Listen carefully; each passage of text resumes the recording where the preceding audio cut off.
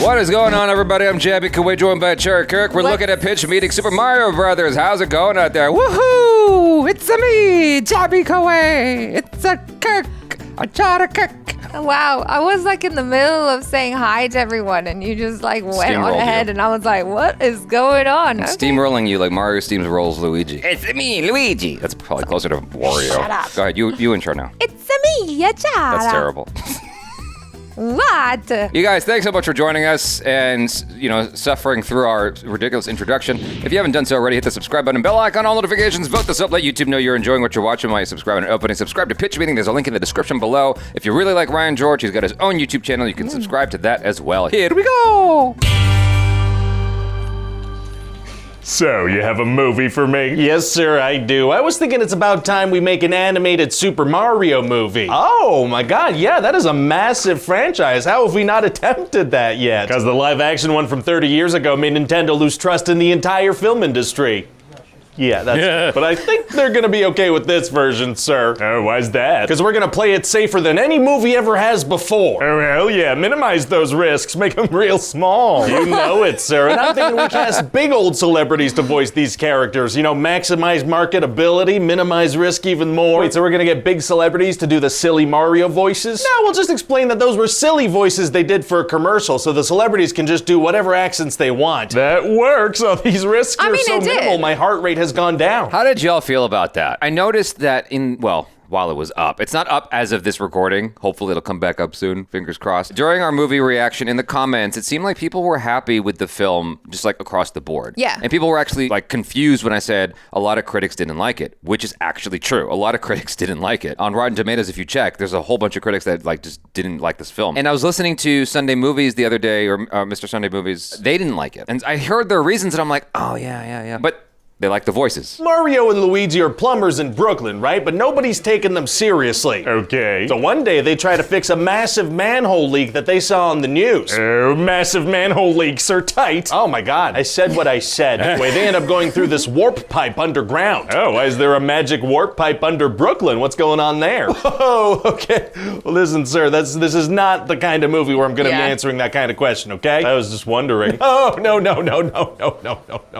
Okay. So anyway, they're flying down this warp thing, entering this new world. Oh boy, here we go. I can't wait to see these two brothers go on a big old adventure together. I bet. And so then they get separated and spend the rest of the movie apart. Oh. So frickin' Mario lands in Mushroom Kingdom and meets Toad. Wow, he must be freaking out to be in an Entirely new world after spending his whole life in Brooklyn. Not so much, because we gotta keep the plot going. Yeah, that makes that's sense. true. So Toad brings him to see Princess Peach, and she's like, whoa, you're a human too? I was brought here when I was a baby. Interesting. So what's the story there? No further questions. Okay, wait, you can't just use courtroom talk to dodge questions. Overruled. I'll allow it. So Mario finds out that Bowser wants to marry Princess Peach. Oh, like an interspecies kind of thing. Okay. Well, please don't describe it like that. Sorry. And so he's gonna destroy the Mushroom Kingdom using a superstar if she says no. Uh-oh. So Peach has to head out to ask the Kongs to ally with her. Sure, yeah, sounds like there's no time to waste. Time is of the essence for sure. So Mario is like, well, I'll help. And she's like, not until you complete an obstacle course. What? So Mario starts doing this obstacle course over and over, and he's just failing again and again. Princess Peach goes to bed. It's taking forever. Doesn't she have to leave kind of urgently? Yeah. Well, the imminent threat to her kingdom is going to kind of take a back seat to watching this stranger get slightly better at jumping. Fair enough. Also, she's going to introduce the concept of power-ups to him. So what are these power-ups? They power you up. Well, are we explaining what they are? Like, why do they exist in this universe? They exist as power-ups to power you up. Yeah, All right, it's fine. anyway, and so finally, He completes the course. he doesn't know, but Peach is like, okay, good enough, and they head out. And then Toad pops up, and he's like, I'm coming too, and Peach is like, okay, sounds good. Oh my god, now he has to do the course too? No, he doesn't for some reason, he's cool. Oh, okay. So anyway, meanwhile, Luigi's being kept in a cage by Bowser next to the cutest little Luma star. Aww. Who just absolutely craves death. Oh my god. And we're gonna have Bowser sing this big old song about how he loves Princess Peach. Bowser is gonna sing. Why would we have Bowser sing a song? Well, I was thinking we get Jack Black to voice him. Gotta have Bowser sing a song in that case, yeah. So the good guys make it to Cranky Kong, and he's like, all right, I'll give you my army if Mario can defeat my son in a fight. Kind of random. So then Donkey Kong is absolutely kicking Mario's butt, but then Mario manages to beat him. Oh wow, how does he manage that? Well, there were some power-ups, so he used those. Would he have been able to beat him without those? Oh, absolutely not. Performance-enhancing drugs are tight. Wait, no, that's not the message here. Are you sure? No. Well, okay then. So what does this juiced up battalion do next? Well, now that they have the army on their side, they get into carts and get onto Rainbow Road. That's from the video game my brothers and I used to punch each other about. Oh, I'm glad you said that, sir. That's the exact reaction I'm looking for. What do you mean? Recognition of familiarity. That's exactly what I'm looking for here in every scene. Yeah. Jeez, that's a pretty low bar to hurdle. You think you can manage that? I think I can, sir. Remember blue shells? I do. So, I just did my job. Oh my God, you did. I remembered the thing that I remembered. There's so much truth in that. There is so much truth, but like, okay, fine. It totally got me, and I enjoyed the crap out of that movie, and I'm not sorry about it. The familiarity that he's referring to probably took me about 75% of the way through that film. Like, it carried me over the finish line easily. It's actually objectively not that good of a movie if you sit back and take away all of the familiarity. Like, the story's not that good, but because it's me and my connection to Mario, I had fun. Exactly. Bowser's army's gonna attack, and Mario and Donkey Kong are gonna fall into some water. Uh-oh. And then they get swallowed up by a big old Ma-Ray. Oh, geez, it's gonna be tough to get out of a freaking creature's stomach. Actually, it's gonna be super easy. Barely an inconvenience. Oh, really? Yeah, because turns out this thing also swallowed a rocket barrel from Donkey Kong's cart, so they used that to get out pretty much immediately. Oh, that was pretty serious. It sounds like that plot point lasted several seconds. Yeah, it did. In Donkey Kong Country, there are these barrels that you jump into and it fires you into different places. That's a very integral part of the game. It's sad to me that in that combat sequence, that was not somehow integrated. Oh. Can you imagine how cool that would have been if they had, barrels that shot you around and I don't know. That just seems like a missed opportunity. That's all. Eventually, they're all gonna get transported to the streets of Brooklyn for the final battle. Oh boy, here we go. And Mario and Luigi are finally gonna be reunited, and they manage to use a superstar to defeat Bowser. Wow. Well, it really goes to show anything is possible with performance-enhancing drugs. Again, not the message I'm going for here, but it might be though. It might be, I don't know. So what do you think? Well, listen, I recognized a lot of the things you mentioned. Yeah. And I suspect other people will recognize them as well. Uh-huh. So, that's really all we need. This is gonna be a hit. Wow. A lot of facts. I thought he was going to go harder in on the movie. Critically, it wasn't it didn't match the reviews of the audience score, right? Yeah. And then listening to Caravan of Garbage, there is so much wrong with this movie that if you just sit back and think about it for 2 seconds, it's this is actually really bad. But see, okay, so this is the thing, right? It's cool and all to be critical about stuff, and yeah, you probably should, but I hate when you read or listen or watch critical reviews, and then you kind of start feeling bad about the things that you love. Okay. Here's the thing. I hear you, and I can feel that comment already coming in the comments. It's not that.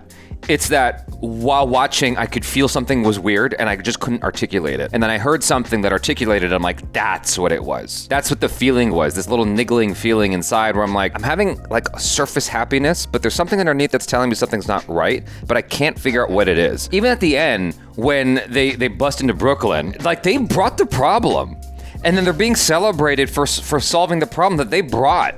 It's what? Why is anyone proud to have you as their kids? I mean, I guess, when you break it down like that, sure. But it can't take away from the fact that I had a lot of fun when I was watching this, and it brought a lot of joy into my life, and it was very cute and colorful. And I'm not taking that away from you. I'm not taking that away from you. I mean, you literally saw me put it on again just the other day. I know. The following day, after watching it, I put it on again, just because I was I wanted something to, to watch in the background. And I enjoyed it enough to, have it on replay. So I don't hate the movie. I still really enjoy it. But I can recognize what is working for me and objectively what is totally wrong with this movie. Well, it's I recognize that there are things that I enjoy that are complete garbage. Yeah. But I enjoy them, so what? I do recommend, if you guys haven't heard it yet, the Caravan of Garbage take on it. It's just good to hear why they didn't like it. It might make you angry, but I think that what they said is totally valid. Well, yeah, I mean, all of the points that Ryan was making here, I'm like, that's all valid. Yeah, the thing about Princess waiting all day long for Mario to get through that course, it's why? But how fun was watching the course, though? Again, that comes back to familiarity. It's the only reason why you appreciate it is because you're oh, they're doing the thing that I like. You know what I mean? Yeah. That's but it's clearly the creators of this movie knew their audience. Sure. It's when we're going to watch a Super Mario movie, we're not going there to be enthralled by this great story or whatever. Maybe in the next one they'll have to up the ante because they've played all of the cards. I don't think they're gonna have to up the ante. If it's working, it's gonna keep. Have you watched a Transformers movie? Except for Bumblebee. Oftentimes it's just kind of senseless, and they are allowed to be senseless because they will make billions of dollars every time. So yeah, it's just knowing your audience, and I think this is a great one for kids too. The repeat value of this movie for children, of course, yes, is gonna be insane. I agree 100%. After having thought about it further, I'm yeah, it's just not up there with Kung Fu Panda or Puss in Boots. It's not. Even from the first watch, I was it doesn't hold a candle to those movies. No. And I wish it did. I think that's what it is. I think at the end of it all, it's I wish it was as good as those movies. That's what it is. It's instead of just accepting where it is, I just wish they were able to take it further and be to animation what Last of Us is to video game to live action adaptation. Arguably, Last of Us is the best live action adaptation. Sure. And I just wish that Mario did the same thing. It's just because it made $1 billion doesn't mean it's good.